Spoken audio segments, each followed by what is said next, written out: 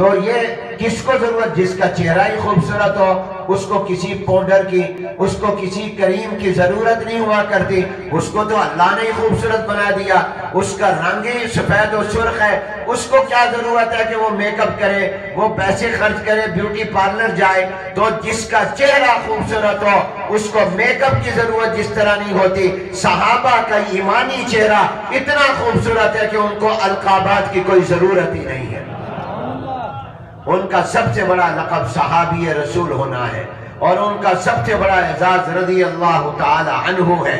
और जब यह है तो किसी और की जरूरत नहीं। तो इस अजीम उश्शान जमात के एक अजीम फर्द है सैयदना अमीर मुआविया रज़ी अल्लाह ताला अन्हु, जिनका सबसे बड़ा एजाज और उनका भी ये है कि वो जनाब नबी करीम सल्लल्लाहु अलैहि वसल्लम के सहाबी हैं। और सिर्फ सहाबी नहीं है, हुजूर अलैहिस्सलाम के हर सहाबी हुजूर का काबिल एतमाद है। अमीर मुआविया